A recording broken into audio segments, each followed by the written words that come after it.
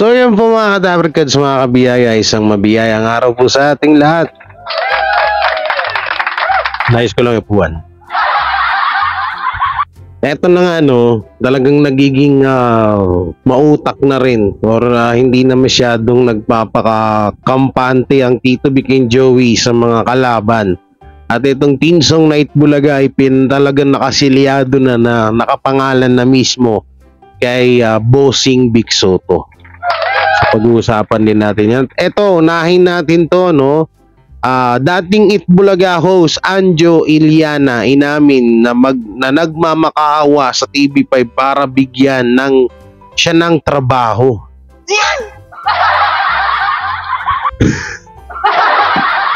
Ano ba to? Ito na ba yung sumpa ng trademark? Ito na ba yung tinatawag na karma is real? Dahil sa pagguhudas, kasi maraming nagsasabi na talagang si Anjo Iliana ang naghudas sa Tito Vic and Joey. Siyempre, bago natin ito simulan, don't forget to like, share, comment, and subscribe sa ating YouTube channel at pakipindot na lang din po yung bell button para lagi tayo updated sa ating mga video araw-araw. So ito, i-screen recorder natin. Yan, bali ito po ay post ng Pinoy Trend. Dating Itbulaga host Anjo Iliana inamin na nagmamakaawa sa TV5 para bigyan siya ng trabaho. Yan. So ito, sabi ni Anjo with the wacky face. Ito kasi hindi offer sa akin na nagmakaawa ako dito kasi wala akong trabaho. Sabi ko kasi sa Viva, nag-sign kasi ako ng Viva last year. Wala pa akong project, sabi ni Anjo. Sabi ko kahit ano naman, tatay rules. Ito kasi, so dati pa sigurong post to, pinost din ng ng TV5 eh. Tignan natin, ang bagal na internet natin mukhang mapuputulan na kaya tayo, hindi tayo pagbayad Bagal ng internet connection attendance natin Yun, ito na. Ito ang sagot. Yan, parang hindi So tingnan natin yung rito. Malapit na nating mapanood ang paniserye Bida sa buong pamilya ngayong March 18, Sabado. So yan, ito pinost din pala siya ng TV5. Alam nyo ito mga kabiyaya. Dito natin na paghahalataan na bakit eto kung sakali man na naging okay talaga ang pakikisama ni Anjo Iliana kay sa Tito Vic and Joey. Alam mo, dun sa pag-host sa EAT, pwede siyang talagang kunin ng Tito Vic and Joey.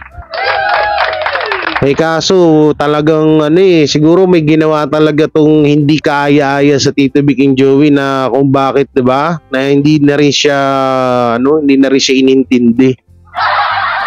Kasi kung maganda yung pakikitungo nito sa Tito Vic and Joey, baka sila mismo ang nagbigay ng ng trabaho.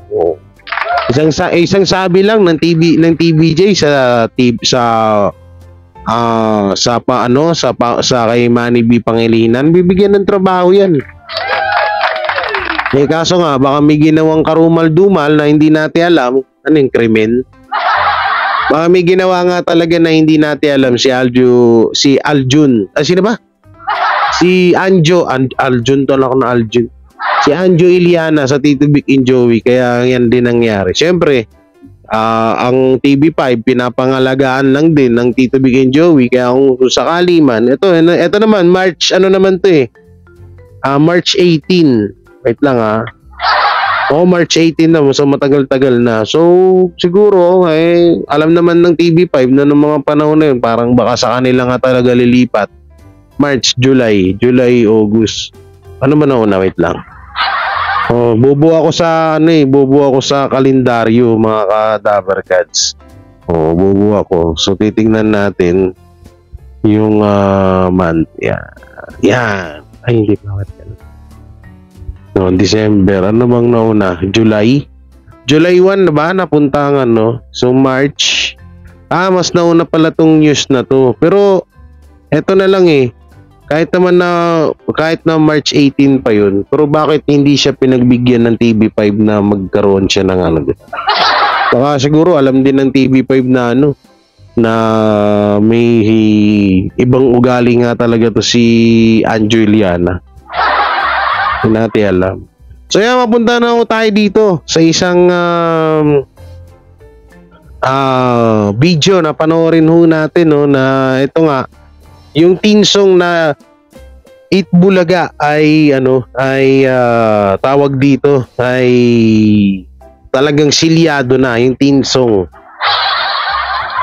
So panoorin muna natin tong isang video na to na ito yung this is EAT. Mga Dabber Cats, eto na, iniintay natin. Merry and Christmas. Alam nyo, ang ganda talaga ng regalo sa Tito Vic and Joey. Nung tingnan mo, magki-Christmas pero nakuha nila yung Tito Lungit Bulaga. So, panoorin mo natin to bago tayo mapunta dun sa mismong main topic natin. Okay, play natin. Ng mga legit Dabber Cats. Matapos ang halos isang taong laban, tagumpay sina Tito Vic at Joey sa ipinagalabang intellectual property rights laban sa Tape Incorporated. Nasa frontline ng balitang yan, si MJ Marpori. Wala na ng panibago nating pakikipagsapalaran. TVJ is Eat Bulaga. Eat Bulaga is TVJ. Kahit ang Intellectual Property Office of the Philippines o IPOP, sang-ayon dyan. Pinaboran kasi nila ang petisyon ni na Tito Soto, Vic Soto, at Joey De Leon na kanselahin ang trademark ng Eat Bulaga sa Tape Incorporated. Na ang tunay na may-ari ng markang Eat Bulaga ay ang Tito Vic and Joey. Kaya kinansila ng IPO yung trademark registration ng tape para sa pinag-aawayang mark o yung title na Eat Bulaga. So panalo ang Dabber Cats sa araw na ito. Sa 16-page decision ng IPOP, lumalabas na may 3 malalaking pruweba kung bakit ito kinatigan ang TVJ na kansilahin ang trademark ng Tape Incorporated sa Eat Bulaga. Meron ng Eat Bulaga, wala pa ang tape. Sinabi yun ng desisyon, na 1979 pa lang, nandun na yung Eat Bulaga. Samantalang ipinarehistro ito ng tape. Ang sakit na. Mga 2011, 2013. So makikita mo na nakita yon nung adjudicator ng IPO. Pangalawa, sinabi na pinaliwanag ng Tito Vic and Joey kung paano nila nabuo yung Eat Bulaga na marka. At mas kapanipaniwala ito, sabi ng adjudicator. At pangatlo, pinaka-importante, may karapatan ang Tito Vic and Joey na mabigyang proteksyon yung kanilang intellectual creation. Wala pa raw natatanggap na kopya ng desisyon ang Tape Inc. Pero maaari pa silang umapila sa loob ng 10 araw. Bagay na hindi naman ikagugulat ng kampo ng TVJ kung sa... Alam niyo kung bakit ko to pinanood ulit? Wala lang, ang sarap lang kasing balik-balikan at ang sarap asarin ng mga tiga-kabila. Oh. Ay, nako, busog ako Sure. Kaya ko lang talaga pinanood yun. Matagal na akong report yun No, pinanood ko lang, wala lang, sampal lang kasi sa kabila Baka kasi malay nyo, matauhan na hindi na nila gamitin yung Tito Lungit Bulaga. So ito, mapunta na tayo dito. Ano ba itong natin? Ito, shocking trademark na EAT ng Eat Bulaga. Silyado na sa name ni Joey De Leon. Bossing, panalo sa laban. Okay? So ito from Ders TV. Panoorin mo natin to. Yan, play. Tagang play Ders Song ng Eat Bulaga at ay selyado na. Team song pakita ko po sa inyo ang tungkol dyan. At bukod pa nga dyan, atin ding pag-uusapan ng ganap kahapon sa pamilya po ni Bossing Vic Soto or sa Soto family na kung saan waging-wagi si Bossing sa laban. Pero bago ang lahat, bago natin pag-usapan ang lahat ng yan, ipabahagi ko lang sa inyo itong pagkadesperado at mind conditioning ni Bes para sa kanya mga followers. Sino siya? So ganito yung sabi ni Bes, attention alert, Malayolanda Tondoy sa lakas ng blessing ng taping Bulaga daw. Siya pala Buhos nag-post pa ulan, yan. tila inuulan daw ng tawag ngayon ang sales team ng taping dahil dagsang advertisers na nais maglagay ng kanilang mga advertisement sa tunay. Alam nyo, ayoko na, kaya ako umiiwas ako sa mga pages, sa mga pero minsan hindi na ako nakakapagtimpi. Tsaka gusto ko kapag may napagtitripan ako. Alam mo si Best na to, si ang vlogger ni Paulo Contis. Di ba siya na mismo nagsabi na meron siyang mental health. So doon hindi naman natin nung kini-question at hindi natin pinagtatawanan yun. No? Ngayon, kaya ito si Best Phil, tapos sinuka pa to ng mga kasamahan niya. Sinuka pa yan, dagawa ng may malakas nga daw yung amats. Kung ano na lang talaga pinagsasabi niyan eh. Oo, para lang yung tipong masabihan lang siya na masabihan lang siya na na tawag dito na nasa panig siya ng tape INC. Pero kapag pinuntahan mo to, halimbawa naka-live yan, end agad yan eh. Sobrang inis. Si Bes kahit anong gawin na natin niya, wala nang gamot dyan. Talagang nasa isip niya na, eto gagawa ko ng kwento, eto ganyan. Pero mo na, post niya lang yan. Wala naman siyang pinakita dyan na may papel nga na dagsa ang sponsor sa tape. Sino ba namang tanga na business na nagbi-business ka tapos mag-i-sponsor or mag-ano ka sa isang non-time show na halos wala nga nanonood, di sayang lang din yung pera at binabayad mo dun. Magkano kaya? Akala nyo ba 10 pesos lang ang bayad ng mga advertisement yan sa mga non-time show? Million yan, uy. Tapos sasayangin nila yung million nila para sa sa ibang non-time show. Kung magsasayang lang din naman sila ng million, dito na sila sa EAT. Tsaka ito yung mga advertisement dyan sa Colorum na noon time show, ayan po yung mga sponsor na hindi pa tapos yung kontrata kasi by contract po ito. Halimbawa 2 years, 1 year, 5 months, ganun. Kaya nga itong mga halusos, ayaw nga nilang bitawan ng titulong Itbulaga kasi dahil yan, unang-una, sa mga sponsor, sa mga advertisement nila. Yun kasi yun. Kasi maaari, pagkakaalam ko dyan, maaari ata silang kasuhan ng mga sponsor kapag sa oras na pinalitan na nila yung title. Kasi panibagong kontrata na naman ata yun. Ayun ata, ang pagkakaalam ko dyan disclaimer, hindi yan 100%. Ngayon, itong sinasabi ni Best Phil na wala na yan, kapag pinatulan mo, parang ganun ka na rin. Kasi nung nakaraan, pinatulan ko lang ng din yan, kasi sabihin nyo, bakit ikaw, Jay, pinatulan mo? Pinapatulan ko yan kapag may mga below the belt na siyang sinasabi about nga dun sa mga gahasa na yan. Yun, doon ko lang siya pinatulan. Tsaka, sarap inisin. Pero yung mga post niyan, wala na yan. Lang yan, katang-isip niya lang yan. May mental health nga. Ito na yung pinakamalala sigurong tao na may mental health, itong si Best Phil. Pero yan na natin, 2 months na lang, andyan na yung kaso niya kay Vico Soto. Ang galing ng mga ibang vlogger talagang nireport nila sa NBI yung mga page, yung mga tao na below the belt na yung ginagawa sa Tito Vic and Joey, ni-report nila sa NBI. Ewan ko na lang sa inyo. Bahala kayo dyan. Sige, tuloy nyo pa. Okay, play natin.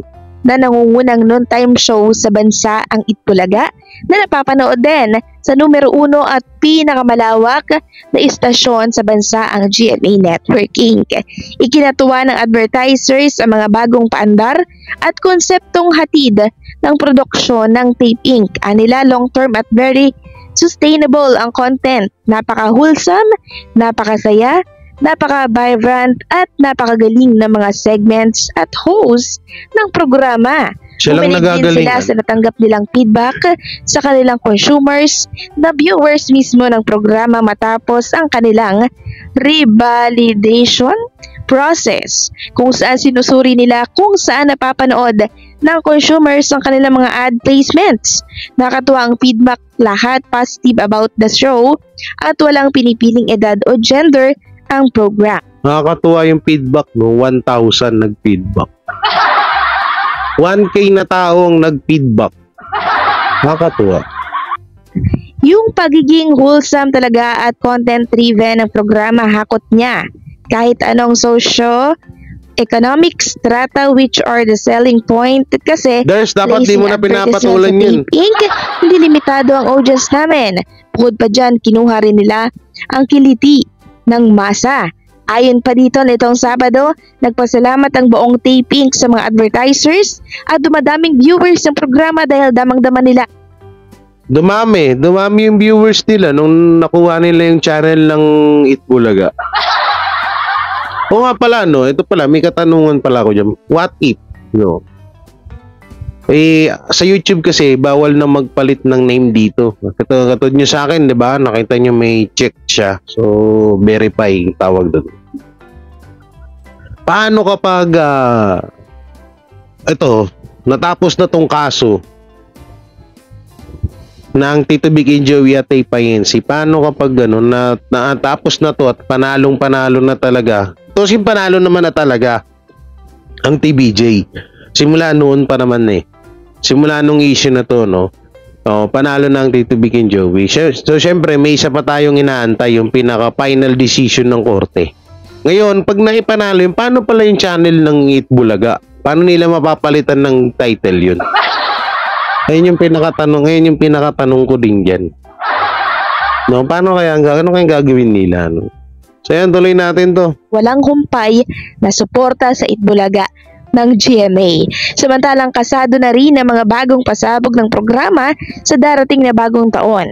Isa sa mga pasabog na ito ay ang sanib pwersa daw ng Pasabog ng Colorum na noontime show sa 2024 ay hindi na nila talaga pwedeng gamitin ang titulong Itbulaga. Sa kadahilanan, kapag ginamit nila ito, maaari na silang makasuhan ng ating gobyerno, ng ating korte. Inapilan nyo pa kasi sa taas. Mustahan tayo. Yan yung pasabog sa 2024. Hindi na magtatagal to, mga kadabarkad, sa mga ilang buwan na lang to. Tingnan nyo, makikita nyo na yung resulta dyan. Kaya yung sinasabi ni Paulo Contis na hindi makatayo, baka siya kapag na-aprobahan na yung decision niya sa issue na trademark na yan, baka siya yung hindi makatayo, hindi siya makapaniwala. Hirap tanggapin no, Paulo, no? Pero abangan ko talaga to si Paulo. Abangan ko to yung pagkatanda nito. Doon ko siya ngayon tatanungin kung anong pakiramdam ng may edad na. Matanda sa akin to kaya maabutan ko pa yung pagkatanda nito siguro mga 50, gano'n. Ugod-ugod na yan. At Tape Inc. kung saan mas pinalakas at mas pinalawig daw ang collaboration at cooperation ng dalawang organisasyon magkatuwang sa paghatid ng tulong at saya. Bukod pa dyan, ang mga bago at patok na segment nakagigiliwan ng mga manonood, hindi rin mawawala din yan ang mga naglalakihang papremyo. Tinitiyak din ng Tape Inc. ang naglalakihang mga sponsor. May mga bagong mukha din tayo makikilala at mga kasama sa tanghalian. So yan po yung post nitong si Vespils. Hindi ito promotion Alam nyo ba kung bakit naging ganyan po ang mga panatiko ng Tape? Alam nyo ba kung bakit ganito yung sinasabi? Alam niyo minsan sa mga sinasabi ni Vespil, ang sarap na lang mangulangot. Yan, may nakuha akong isang tibag. Parang ano, no? Totoo, alam nyo, totoo nga yung sinabi ni, ni Bespil na may nga siya. Kasi dati, di ba, tinanggal yan sa, tinanggal siya sa grupo nila. So, nag-post siya. Sana unawain nyo na lang ako kasi may sakit akong depression, sabi niya. Sabi ko naman, siguro, baka nga meron kasi halata naman sa mga post mo. Diba? Halata naman sa mga post niya kasi hindi naman gawain ng matinong tao yan. Hindi ko naman sinasabi na may mga depression na hindi matinong tao. Pero iba to si Bespil, parang triple yung pagiging nito depressed nito Dahil natakot sila sa sanib bansa po ng RPN9 at ng TV5. Simula kasi sa January 6, mapapanood na po ang Itbulaga sa TV5, sa CNN, sa darating po na January 6, 2024. No? Ang Itbulaga ng TV5 mapapanood na po sa CNN na dating RPN9. So layunin nun na mapalakas lalo ang Itbulaga TV5 kaya windang na windang po ang kalaban. Gumagawa sila ng ironic na kwento para mapaniwala po yung kanilang mga ginagawa nilang tanga yung mga viewers nila. Natin ang tungkol sa ganap sa Soto family, ibabahagi ko sa inyo ang ganap sa kanila.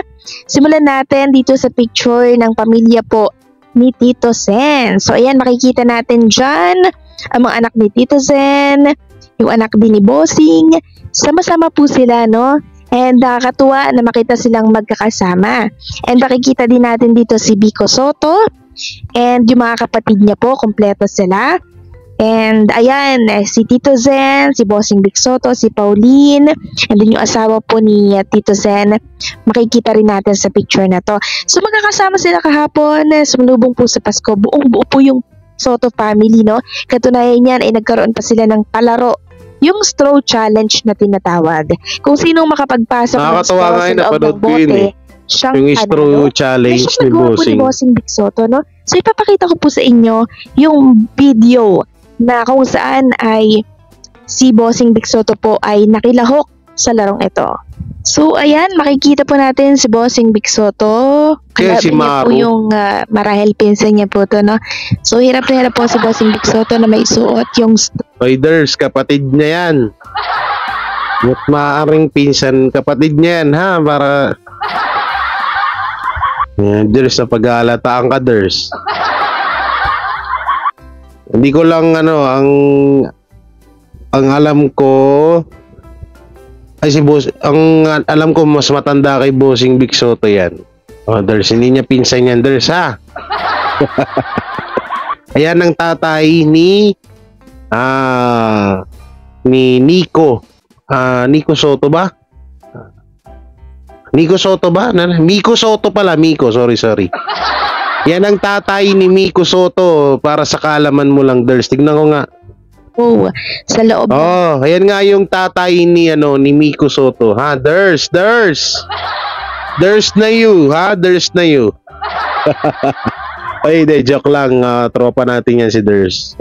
So ayan, nalaglag na yan pero na-shoot niya po ulit or na-shoot niya, no, yung straw sa loob ng bote. So siya po yung panalo sa challenge na to and nakakatuwa.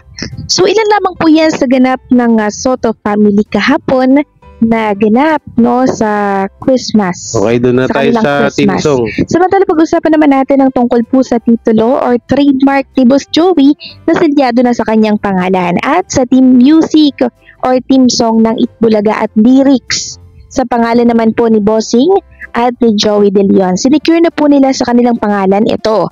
So ito po ay hindi nakalampas sa marami nang makita po nila ang closing credit ng Itbulaga TV5 noong December. Tingnan ko. Ay ba't ang labo, no? Ang labo lang, sayang. Pero legit to, mga Dabarkads. Paano na yan? Di ba hahabulin din daw ng yan? Hahabulin ng tawag dito, hahabulin ng Tapayensi ang tinsong na yan. Kasi nga daw, kapag binanggit nga daw ang Itbulaga ay ang maaalala nyo ay si Paulo Contis at Isko Moreno na. At si Buboy Villar, hindi na daw ang TBJ. Kaya yung kanta na yon, sina Isko, Paulo at Buboy, barkada ay nagagalit. Silang lahat ay nag-iiyak.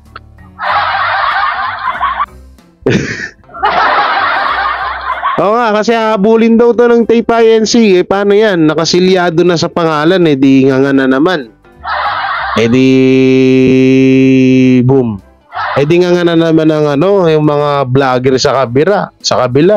Sasabihan na naman nila ang tape ng TBJ na pasimpati. Ito kasi yan mga gagaya natin yung salita ni Arn. Ito po kasi mga kaibigan na isang pasimpati, propaganda, mind conditioning. Paano kapag gano'n na naman, no? Ay nako, si Arn talaga. Magla-live na naman si Arn pag nakita niya yan, sabihin niya, ay ano lang po ito, propaganda lang, propaganda.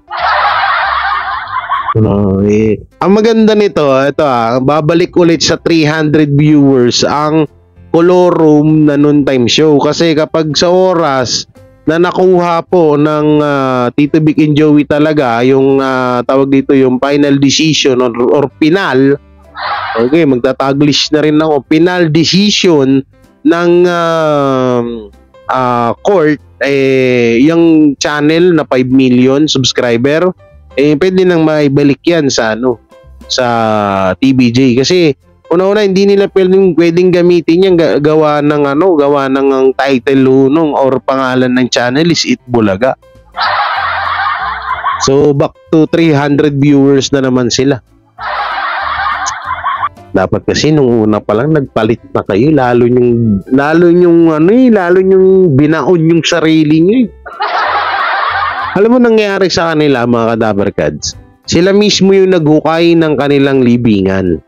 Sila mismo ang naglagay sa bangin sa sarili nila. Kasi kung nung una pa lang ginawa na nila yung suggestion namin na magpalit sila ng title, tapos dinangkilig pa sila ng mga tao. Nga lang, hindi nila magawa yun kasi nga may kontrata pa yung mga sponsor dyan sa kanilang Color Room na noontime show. Kaya yun ang hindi nila magawa. So tuloy natin. 25. So kahapon lang po sa name ni Boss Joey ang nakasulat sa Eat Bulaga trademark. Yan, ipapakita ko po sa inyo. Makikita natin dyan, Eat Bulaga trademark sa pangalan po ni Joey Billion. Habang ang lyrics naman ng song at theme ay sinelyuhan na din nila sa pangalan po ni Bossing Bicsoto naman and syempre ni Joey De Leon. Ipapakita ko sa inyo, Eat Bulaga Team Music by Bicsoto, lyrics Joey De Leon.